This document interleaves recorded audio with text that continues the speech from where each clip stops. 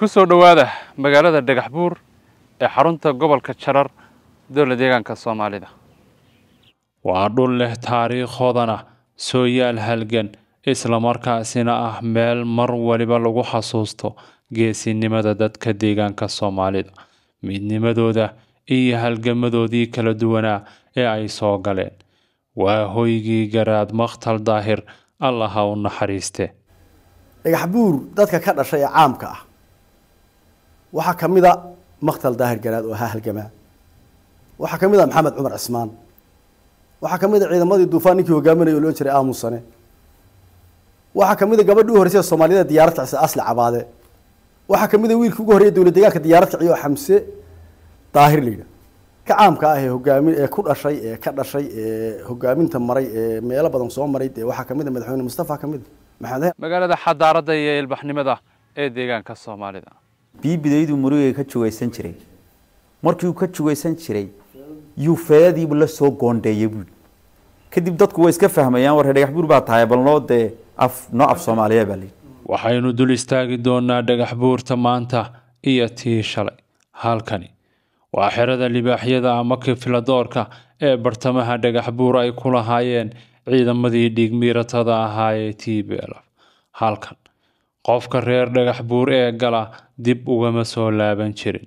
laakiin maanta waxaa loo bedelay masaajido, goobo kubadda lagu ciyaaro iyo beero lagu nasto. maadaama meeshan ay ahayd meel tacadiga dadka loogu geystay inteeda badan oo ciidamadu ay ku tacadiyaan dadkii xilligii dhargidii iyo TPLFT iyo xilliyadii boqortooyada laftirkeeda qaybo kamid ah laga soo gaaray. markii aan isbedelka sameeynay ciidanku uu ka guuray site clearance-ga dhulka la sameeyay waxyaalo badan oo dadka tacajab gelinaya waa loo arkay. waxa kamid ahaa meelihii turuntuurka ahaa ee ciidanku dhufaysyada ay ka dhiganayeen qaybo kamid ah in lafa bini'aadanka laga soo saaray, qaybo kamid ah bini'aadankii iyo lafo xayawaanka qaybo kamid ah jaran ay oo kale iyo lafo noocaas in laga dhaxelayay. laakiin si la mida deegaanka intiisa kale maanta Dhagaxbuur waxa ay hadal hayso waa mashaariicyo horumarineed oo kaliya.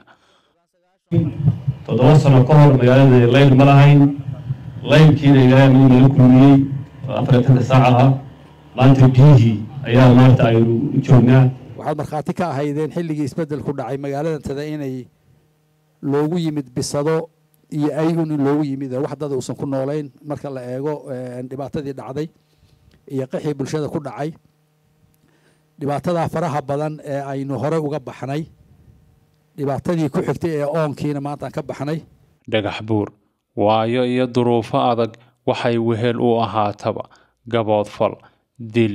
uusxabaal, walwaliyo walbahaar waxay dadkeedu laasimaanba. maanta waxaa sida qorraxda oo kale ugu soo baxaya mustaqbal ifaya. maanta waxaan leenahay waa li taariikh baan leenahay mashaariic waaweyn oo ay ku xigtay sayladii 60 iyo maxaan ku dhawrka milyan ahay 360 milyan meeshii collection center-ka ahayd ee isaga xoolaha lagu sii naaxinaya iyo caafimaadkooda wadadii weyneyd ee xalay marnay waxaas oo dhani waa horumar runtii ballaaran oo ay xaq u lahayd magaaladan iyo gobolkuba 70 sano ka hor inuu helo intii uu jiray administration ahaan. gobolka Jarar waa mid ka mid ah gobolada ugu taariikhda dheer uguna baaxadda weyn deegaanka Soomaalida. waa gobolka shanaad ee ugu ballaaran marka la fiiriyo dhanka badka, waxa uuna ku fadhiyaa dhul gaaraya 39,265 kiiloomitir oo laba jibaaran. waxa uu leeyahay muuqaal juqraafiyadeed oo soo jiidasho leh. waxaa laga dareemaa kala duwanaanshiyaha deegaanka Soomaalida laga bilaabo bannaanada fidsan ee ciidda cas ilaa iyo buuraleyda sarreysa ee bilicda wanaagsan. waxa uu ka kooban yahay gobolka Jarar 11 degmo oo kala ah: Dhagaxbuur, xarunta gobolka ahna ismaamul magaalo, Awaare, Dhagaxmadow, Guunagado, Daroor, Birqod, Yoocaale, Araarso, Bilcilbuur, Haradigeed iyo degmada Gaashaamo. la jaanqaad tiknoolajiyadda casriga kuna xidhnow shirkadda Irman General Construction Company. Shirkadda Irman General Construction Company waa shirkad guryo casri ah ka dhista deegaanka Soomaalida iyo guud ahaan dalka Itoobiya. Irman ugu kaalay tayo sare, ammaano iyo degdegsiimo. Irman General Construction Company waxay macaamiisheeda ogeysiinaysaa inay ballaarisay adeegyadii ay bulshada u haysay sida guryaha, ganacsiyaha iyo goobaha ganacsiyada sida hoteelada iyo naqshadii u dambeeyay guryaha casriga. Waxa kale oo intaasi ku dheer oo shirkadda ka helaysaa bulkeeti tayadiisu sareyso, daaqadaha iyo albaabada aluminiumka, ganjeelada casriga iyo iibinta qalabka dhismaha oo dhameystir. Irman General Construction waxay gacanta ku haysaa guryaha idin muuqda iyadoo gacmo furan ku soo dhaweynaysa macaamiisheeda u baahan adeegyada shirkadda. Wixii faahfaahinta dheer waxaad kala xiriiri kartaa telefoonada iyo ciwaanada shaashada kaaga muuqda. bismillaah salaatu wassalaam ala rasuul alxamdulillahi rabbil aalamiin. magacaygu waxa weeyaan Suldaan Dheeg Jaamac Shaacib, waxaan ahay Suldaan reer Dhagax Buur oo Suldaan Soomaaliyeed. haddii aan Dhagax Buur wax yar kor maro taariikhaheeda, hadday tahay guud ahaan taariikhdu say soo ahayd ama taariikhdii halgan ama taariikhda ay magaaladani sida qaaska ah u leedahay. Dhagax Buur magaceeda waxaa la yiraahdaa haddii af Soomaali lagu macneeyo dhagaxa buuran. dhagaxa buuran waxay ku macneeyaan dadka reer Dhagax Buur dhagax weyn oo halkan ku wali jiray toga dhexdiisa abu ahaa iyo dhagaxa weyn ee buurta sabati la yiraahdo weeyaan, labadaaba waa la yiraahdaa. waa ceelka labaad ee gobolka Jareereed la oran karo marka ceelka Bulaale laga reebo number 1 number 2 weeyaan bal oran karo. marka hore ummadihii hore ee dalka aan ku dhalay aan ka soo farcanay ceelasha ayay qiimeyn jireen iyo meelaha biyaha. waa ceelka labaad weey. Dhagax Buur taariikhda ceel ahaan la degay taariikhdii Ilaahay ummadan dalka keenay absamaha la yiraahdo ayaanu degnay. taariikhdaasi waa taariikh fog dadkeenu waxba ma qori jirin markaan laakiin abtirsanayno raggii degay 13 oday baan ugu tagnay.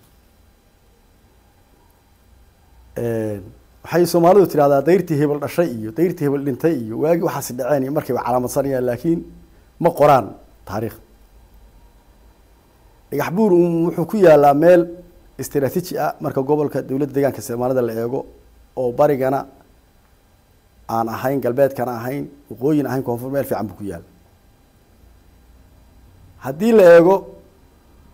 hawadeeda iyo kaleemikeeda waa hawo fiican oo aan kuleylna ahayn qabowna ahayn. Dhagax Buur odayaashii degay markay noo sheekeynayaan taariikh ahaan 100 iyo wax dheer weey. wax kastaba ha noqdo wax dheer ama dhowr sano ha noqdo ama dhowr iyo 10 sano ha noqdo. waxaa laakiin taariikh ku maqalay xilligii in Cabdillah Xasan dhintay ciidanka Sayid Maxamed Cabdillah Jabay halkan inay nagu galeen ciidankii Ingiriiska uu watay oo rayidka la oran jiray oo ay ku laayeen dadkii halkan joogay ee reer Jareedka ahaa. waxaa kamid ah Suldaan Xasan oo ay ku dileen halkan magaalada dhexdeeda. xilliga magaalo ma ahayn meeshu ceel cabo ayay ahayd. magaaladan waxaa ka bixi jiray raashin la yiraahdo haruucad oo masaga. dadkii lahaa waxay ahayn dad wax tabcada oo qota. anigu waxaan soo gaaray magaalada iyo ilaa buurta inta u dhaxayso bannaan oo ban ah. haruurkuna xilliga roobka duwa ay ka faa'iideystaan baan soo gaaray. arrintii nooca ahayd waxaa bedelay geedkan garanwaaga ah iyo hay'adihii qamadida dadka u keenay oo la iska daayay tacabkii qodaalkii. taasina waxay nagu keentay isdhigasho. Dhagax Buur waxay ku taalaa meel istiraatiijiya xagga ganacsiga, xagga biyaha dabeeciyanka ah ee kuwan maaragtay gariiga la sameeyay waxa aan ahayn ee ceelasha ceelal baday leedahay oo koonayowga ka afarta ceel ee ku sheegay way ku dhow yihiin Sasabane, Bulaale, Bardaaxle iyo Dhagax Buur way ku dhow yihiin oo ay ku dhex taalo. xagga ganacsiga waxay la leedahay Soomaaliya Hargeysa ayay ganacsi la leedahay oo dhow. xagga maaragtay goboladan ilaa webiga ilaa gobolka Nogbeed ayay ganacsi la leedahay. xaggan goday iyo aagaas ayay ganacsi la leedahay. xaggan Jigjiga iyo gobolka Faafan ayay ganacsi la leedahay. kolkaa waxay ku tacaradeedu waa dhowr nooc. dhagax way leedahay oo buurta toga wixii dhankaa ka oo dhan waa dhagax. buurtaa yaree kula magac baxdayna waa dhagax. carra cas carra la yidhaaho nugaala oo aad u qurux badan oo guduudanna way ku dhex taallaa magaalada ayay ku dhex taallaa.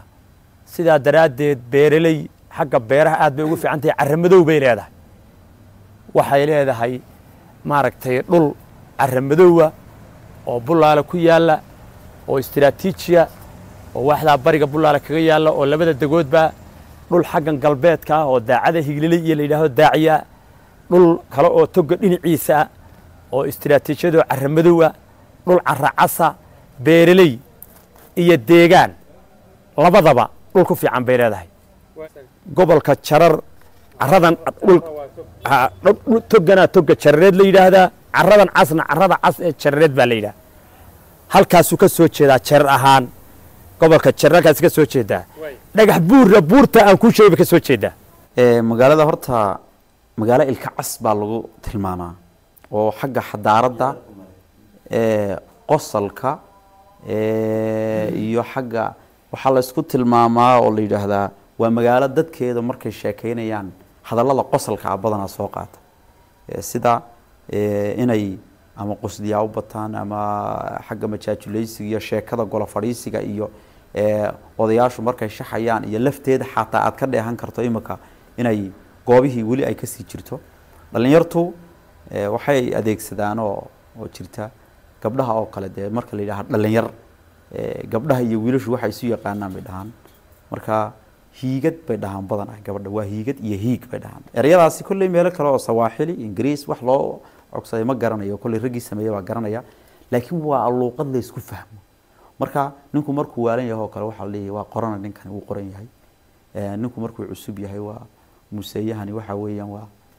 adu erayo noocaas oo waxa jira unique ah kaga duwan marka waxa jira markuu shukaansi oo kale ninku markuu ku jiro uu leeyahay wuxuu leeyahay kuma dhahayo caawa gabadh baan u tagayaa waan soo shukaansanaya sheekada male caawa waan curiyeenayaa buu leeyahay marka waa eray iyagu ay isku fahmayaan يعني markaad eegtana waxa keeni kara laga yaabaa cadaadisii faraha badnaa dadka ag fadhiya markii shaki badan laga qaaday in dhalinyaradii meesha joogtay marka ay luuqad bedeshaan oo ruuxan si uu u fahminayo dhahan jaadka oo kale murugi bay u yaqaanaan waxa weeyaan waxyaalo badan oo deegaanka aan tirin karin feeda iyo niibe iyo saas oo kale oo iyadana kuulayn oo cuntada oo kale marka leeyahay chakula loo yaqaano tan waa la kuulayn waa ereyo noocaas oo ka gaara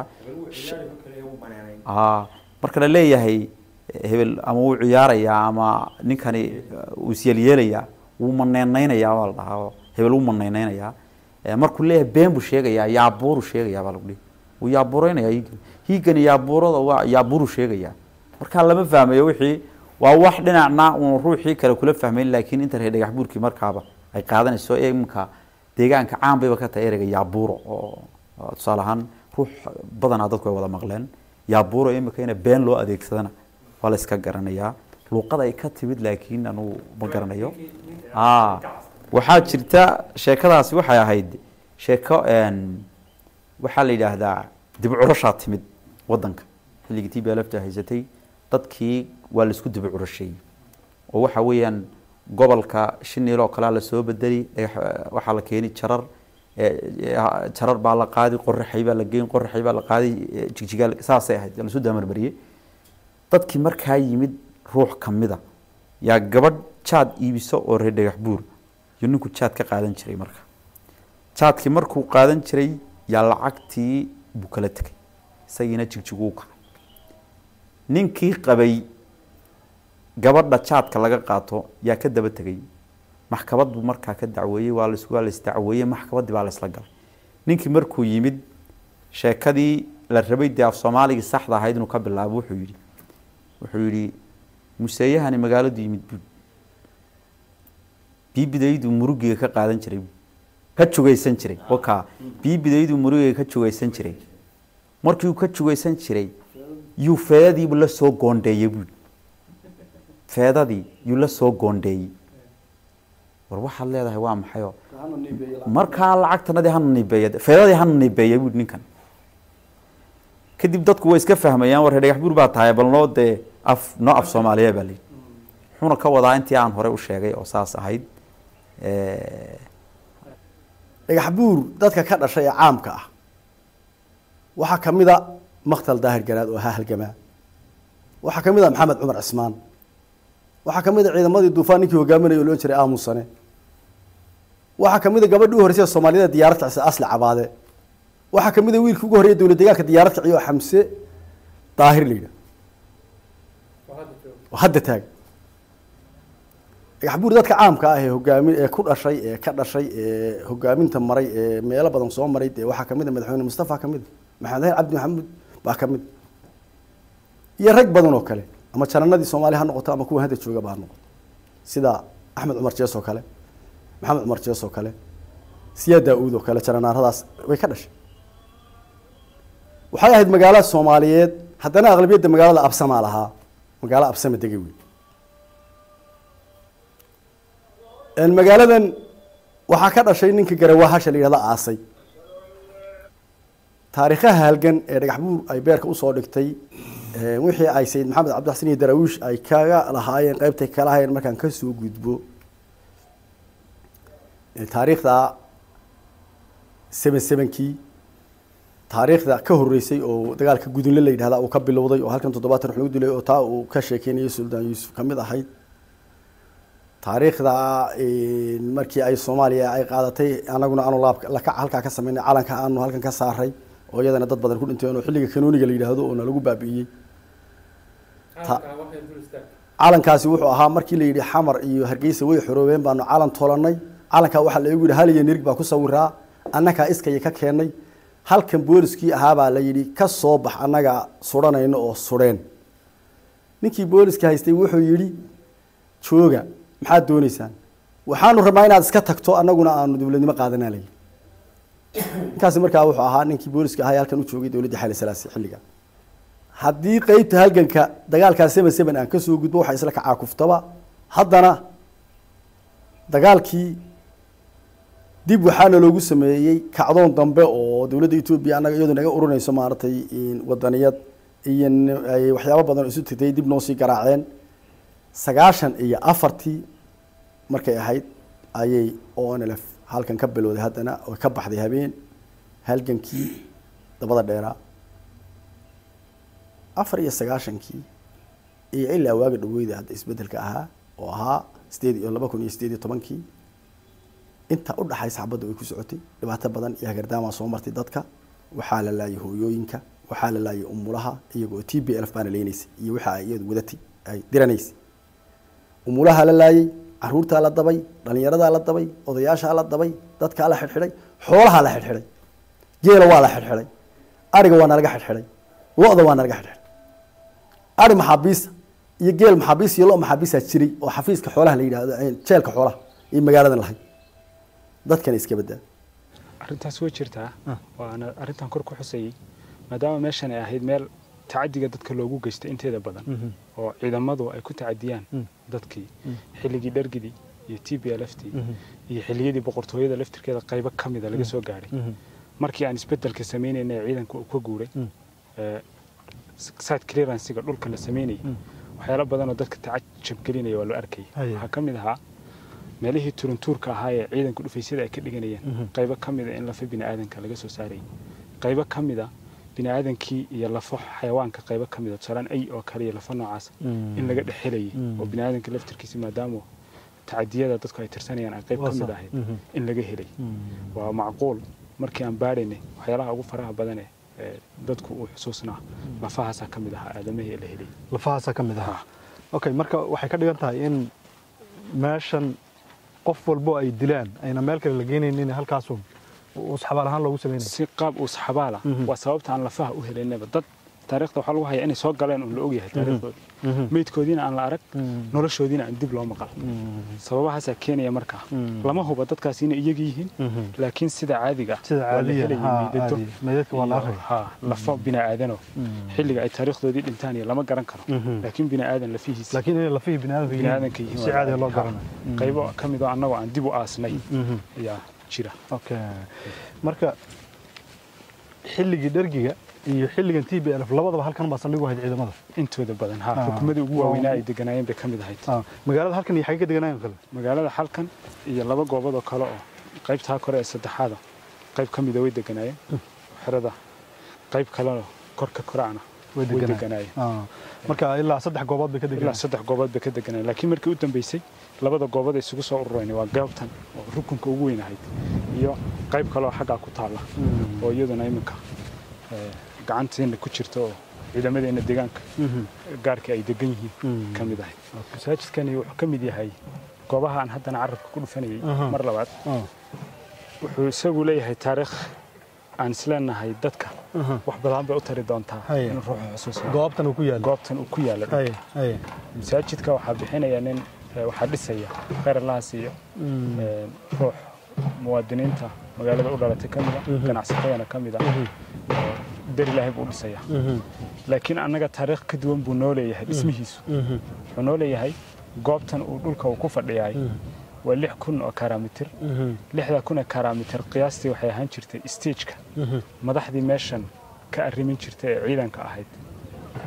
ay ku baashaalaan marka ay cabitaanka khamrida iyo waxyaalaha ay sameynayaan meeshii ay marka ugu yeedhaan haweenka iyo waxyaalaha loogu niikiyo dhaqanka islaamiga ma aha laakiin waa dhaqan dadka iyagu wateen ay lahaayeen meelihii loogu niikin jiray tviyada ay ku daawan jireen iyo goobtana ku fadhida marka waa intii stage-keeda iyagu ay fadhiisan jireen loogu niikin jiray sida gaarka ay ugu nasan jireen ay ku niikin jireen waqtigooda ay ku qaadan jireen marka ay shaqooyinkooda nasashada ka soo baxaan meelihii ay isku xal wareysan jireen laakiin wixii hadda ka dambeeyay madrasa laga dhisi doona aanu isleenahay jiilka meeshan ku nool ee qayb kamid ah aabayaashood iyo awooyadoodii halkan ay ku xusuusanayaan inay ka gaadhay taariikhda marka dib loo eego inay wax ku bartaan oo meeshan meel cibaado ay noqoto saddexdan qorshe aad xerada u samayseen saddexdiiba hadda dhismayaashooda way socdaan saddexdiiba waa kaas dhismayaashooda si fiican buu socdaan garoonka waa kaas masaajidkan iyo goob cibaadada waa kan iyo goobtii ganacsi sagaal goob ganacsi oo safka isku haya oo mid walba shaqadiisu heerkii ugu fiicnaa ay marayso iyagana ganacsataa dhisanaysa ganacsatada idinka bixiya gudihiisa joogta iyo kuwa dibadda jooga iyo isugu jiraan ganacsatada iyaguna dhisaya taariikhda goonida abay iyo dhulkani leeyahay kadib waxaa bilaabatay naacaw nabadgelyo oo ruux waliba siduu xor ku yahay u ganacsan karo u joogi karo u sheekayn karo dawladda intuu u yimaado u dhaliili karo wax u sheegi karo la qaadan karo hadalkiisa hadduu xun yahay la iskaga tegi karo fikirkaaga aan cidina caburinayn ayaa soo baxday waxaa iyadana garab socotay intaa dadkii inay soo noqdaan magaalada yimaadaan oo dadkii qaxay kii xadaarad la maqnaa kii waxaa weeyaan aqoon la maqnaa in la isugu soo noqdo inaa ganacsigii iyo dhismihii inuu si horla u bilowdo waxaan dhihi karaa 6 sano magaaladii magaalo leeg yaa ku korodhay waayo waxay ugu korodhay nin waliba daaradu la cabsanayay halkaa haddaad u yar fogaata armaa lagu soo xidhaa armaa wax kale dabada lagu saaraa armaa la leeyahay war ururadii baa kugu soo dhuumanaya way dhammaatay taasi waxaa kaloo dhammaaday in hebel oo meel ku maqan wixiisa lagaa jaray isagii laftiisii baa yimid kuwii kore ee cararay wixii ay soo shaqaysteen baa iyaguna la yimaadeen halkanay geliyeen dhismo fara badan oo magaalada markaad korkeeda soo marayso waxaad arkaysaa jiingad wada cas jiingadda casi waa imka waxayna u bilowday bilicda iyo quruxda iyo magaalada jawiga deganaanshaha iyo xadaaradda ay hadda ku socoto yaad ka garanaysaa xawligan hadday ku socotana waxaan leeyahay caasimadaha waaweyn in la tartami doonto dadkuna insha allah inay baraarugaan waxaad ogtihiin 7 sano ka hor magaalada layl ma lahayn laylkiina ilaahay uu nala kulmiyey 4 saac ah maanta biyihii ayaa maanta aynu u joognaa baahida biyaha hadda taagan way ku filayeen biyaha maanta aan xaliga ka jarayno laakiin laylka iyo biyaha iyo wax waliba waa wax koriinka magaalada la xiriira biyaha iyo laylkaasi waxay keeni doonaan in shacab fara badan oo kale uu soo dego magaalada taas waxay ku tusaysaa in mar walba loo baahan yahay in la sii ballaariyo in gacanta lagu hayo in la dayactiro marka hawl inta maalin dhammaatee uun la odhanayo way dhammaatay maaha taa in la fahamsanada muhiima biyahan waa inaynu si maaragtay habsan uga faa'iidaysanaa duuba waxaan maqlaynaa dad tuubooyinka inay ka tallaashaan isku dayay iyo wax noocaas waxaad ogaataa markaad si khaldan tuubo uga tallaabanayso adigu biyo raadinayso qof kale adigu kula mida inaad biyo ka jarayso kolka ugu dambaysana magaalada inaad system ka xumaynayso marka dadka waxaan kala dardaaramaynaa iyo mas-uuliyiintaba inay si adag ula socdaan arrintaa horta shacabku isagu hadduu codsanayo in biyo loo geliyo qoyskii danyaree biyo gelin karaynin waa la caawin waxaa waajib saaran jaarka iyo qurbajoogta iyo ehelku inay caawiyaan waxaa waajib saaran xukuumadda iyo maamulku inuu caawiyo maxay maanta noo tahay farxad aada iyo aada u ballaadhan ilaahay baana mahaddaa iskale nala kulansiiyey in mashaariicda waaweyn ee nolosha bulshada wax ka bedelaysa ay ugu horreysay biyaha maamulka magaalada la geliyey oo runtii biyo aada iyo aada u fara badana dhul badanna gaadhaya dadkuna ay si weyn uga faa'iideysanayaan muddadaa 100 sano ee magaaladaasi iyo dhulkaasi uu magaalada ahaana inay xaq u lahaayeen inay helaan ilaahay baan ugu mahadinaynaa bacdallaahi waxaan ugu mahadinaynaa xukuumadda oo ugu horeeyo madaxweynaha dowlad deegaanka golaha xildhibaanada xafiiska biyaha iyo dhammaan cid kastoo kasoo qayb qaadatay oo ugu horeeyaan maayirka maamulka magaalada Dhagaxbuur Bashiir oo aan mar ka fadhiisanin runtii rajadaas oo dhowr rumowday oo ay maanta tahay in Dhagaxbuur sidii aan shalay sheegaynay ay labada gamcood ku qabaysanayso runtii arrintaasi arrin farxad leh oo weeyaan maanta waxaan leenahay waa li taariikh baan leenahay mashaariic waaweyn oo ay ku xigtay sayladii 60 iyo maxaan ku dhowrka milyan ahay 63 milyan meeshii collection center-ka ahayd ee isagana xoolaha lagu sii naaxinaya iyo caafimaadkooda wadadii weyneyd ee xalay marnay waxaas oo dhani waa horumar runtii ballaaran oo ay xaq u lahayd magaaladan iyo gobolkuba 70 sano ka hor inuu helo intii uu jiray administration ahaan laakiin alxamdulillah maanta ay timid anagu waa mahadcelin mahadnaq soo dhaweyn cid kasta oo halkan ka soo qayb gashay farxadaas aan ku soo dhaweynayna ka qayb galaynaa waxaan ku faraxsanahay inaynu maanta maalin taariikhi ay isugu nimid Dhagaxbuur waa ilaa iyo binadeedu waqtigii ay dhisnaydii qiyaas ahaan ay gaaraysa hadda qarni ay ku dhowdahay ama haddayna dhaafinba inay markii koowaad biyo hesho